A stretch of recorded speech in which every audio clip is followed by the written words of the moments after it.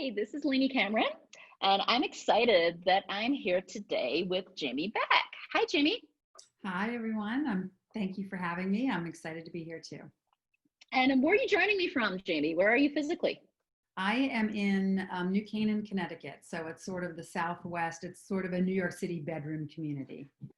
And we're going to talk today about your newest series of two books. The first one just came out here in June, which is your first foray into women's fiction. You can see on this chart, not even all of your novels out there. I actually went to your website and tried to take some of the series and realized I couldn't fit them all on one page. So I Yeah. just picked a subset. You're an award winner, you're a bestseller, Wall Street Journal, all the different best-selling lists. And this is fascinating that these two that you see at the top, and If You Must Know, are your first two books that you're coming out that are clearly positioned as women's fiction. And you may not know that Camille Pagan was on a few weeks ago, and she was actually ringing the praises of this novel as Oh, well. that's nice. And I think she called it comfort food for the soul. I love her books. She has that one of those really engaging voices that really I know it will whisk me away and I'll read through it very quickly. So there's a couple authors like that. Kristen Higgins, her books do that for me too. So it feels very personal. Tell me about the newest one and this move into women's fiction here. What inspired the book? Why this story?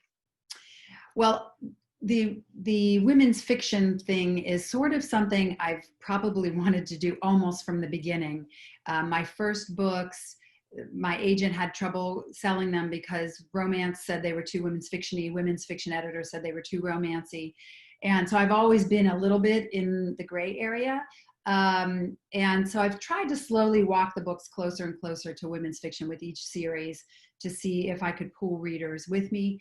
But I was super excited to finally get to dive full in and not have to have the whole book structured around a romantic arc. And so with If You Must Know, I wanted my first women's fiction to sort of be on the light and entertaining escapist side. I just felt like I didn't want to attack something super heavy in it. And coming off of my last series, which had a lot of heavy themes, I also needed a break from trauma. So what inspired this book was, I kind of went at it like I wanted something that was like plot driven, which I don't normally do. And a couple of things had happened. My mother's best friend had sold her house at 72, bought a boat, and is now living on this boat going up and down the coast as a lifestyle choice. So that was kind of interesting to me. I'm like, how can I work that into a story? My best friend's husband is a forensic accountant, and he normally works on big corporate crime kind of things or whatever. But every once in a while, his firm gets hired to do like divorces and so forth. And the ways that people hide money and the things that people do, and particularly usually husbands, sadly, to hide money from their wives and children when they want to just like go have a whole different life, was something I wanted to play with. And then my mother-in-law is a medium. And so for years, I've always wanted to like work that into a story. So I had fun.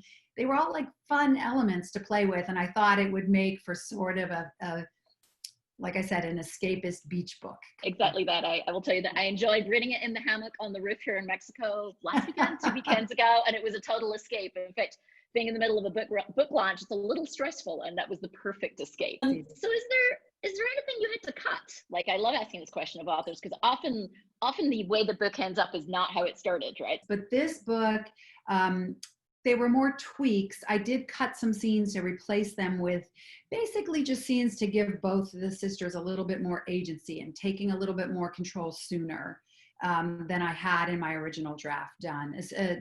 Particularly actually with Erin. So like the scene where she goes to the realtor office to try to do that was a totally new scene that came out of the editing process. One of the viewers of the show, when I said you were coming on, asked, can you tell us anything about book 2? Is it the same characters, same location? How do they relate to each other? They branded this as a series because they're going to be books are set in the same town. But certain setting things like sugar mamas and certain places you'll see again. And in the third book, you'll see Rodri again, the cop. He becomes the love interest of someone in the third book. The second book is probably my most, like the most of my heart that's ever been in a book is in that book because it's about a mother who has a teen with anxiety, and she's going through some change, and as a middle-aged mother of teens, with dealing with some anxiety, and also when your parents are getting older and sick, and she's going through a divorce. I'm not in those shoes, but you face all these things when you're in this middle of life. And so that book was very close to my heart. And it's coming soon, right? September. It is. This book, yeah, these got shoved up close to, this one was supposed to come out earlier than it actually did. And then when it got into first reads, it shifted the schedule. So I'm supposed to be on a spring fall release schedule, but we're a little closer here. And what about your own reading? What have you been reading recently? I've been, I'm right now reading an arc of a debut author, Denny Bryce. It's sort of a dual timeline story, contemporary in 1925. Yeah. Wild Women and the Blues. Yes, that's it. Thank you. So I just started that. Over the period of being stuck at home, one of the books that sticks out that I remember that I read was In 5 Years by Rebecca Searle. And I just thought the premise was great. I was totally sucked in. I thought it was going to go someplace. It didn't go there at all. And what I thought was the best thing about it, like I want to reread it almost from a craft perspective, because she very slowly, like I had this image of these two friends at the beginning. And by the end of the book, I had this totally different impression of both of them and their strengths. And she also just did this really nice job of very, very slowly unloading, like peeling away these layers of these characters. So I thought that was just excellent. So I really, that was one of the books I'd read in a long time where I was like, this is a really, really great book. It was entertaining, and it's a great book of writing, like an example of good writing. And I'm looking forward to Barbara O'Neill's Lost Girls of Devon. I got to see the first 130 pages while she was in draft mode and struggling. And so I got to see her process a little bit too. So I know a lot about the story, but I'm sure it's changed a lot since I saw it. So I'm excited to get my hands on it. I'm sure some of the writers listening to this will be going, wait, Barbara O'Neill struggles? You struggle? Like both of you best-selling authors here. Barbara and I are part of this. We have this little private chat with our Fiction from the Heart authors, so Sonali and Priscilla and everybody on there. And Virginia Cantor, the amount of angst. And it's really actually great because, of course, I'm newer, I've been published for 6 years now. Barbara and Virginia have been doing this for 30 years, and everybody struggles with self-doubt, with process issues, with books that aren't working and why. And it's amazing. It's heartening to me because then I don't feel so alone. And of course, the writers who've been doing this longer have that perspective. They don't get quite as gummed up as some of us do because they're like, oh, it'll be okay. Barbara has that real soft voice too. It'll be okay.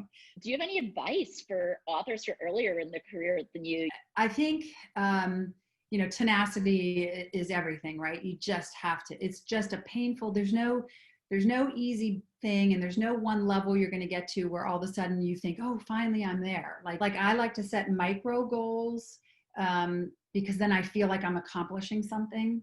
So whether it's just one scene today or the next book, or if you have bigger goals, just like realistic, accomplishable goals help you feel like you're moving forward.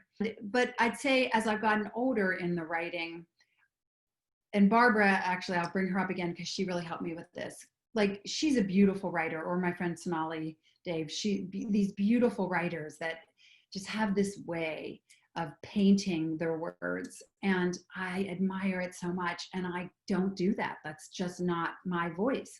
And I wanted so badly, to write like them. And Barbara finally was like, stop, lean into your own voice. There's readers for every writer and every storytelling style, every voice. Lean into your voice, be authentic to you. It's the authenticity that will resonate. And it kind of freed me up.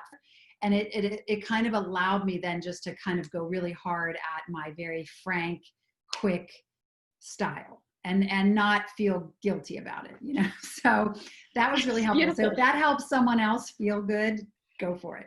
For me, what I try to do mostly is really appreciate all of the different people that I meet. Not only have I met some of the most intelligent and hardworking, inspirational women in the last 5 years. But the pay it forward attitude that everybody has been so wonderful for me, making me feel comfortable asking people for advice. And also, I always want people, I always say, I mean, I have people that write me all the time, and I try really hard to give them my time. It's very women centric when you're writing in romance or women's fiction. And it's been a beautiful experience. It's such a joy that we get to do this, that somebody wants to pick up a book and read my imagination. That still blows my mind. So I hope I always keep that feeling. Talking of which, here's where one way readers can connect with you. I know you're active on Instagram at writer Jamie Beck. And like you said, you can find your email. If people can email you as well. I know you love to hear from readers. Thanks so much for joining me today. Thank you for having me. It's been nice talking to you.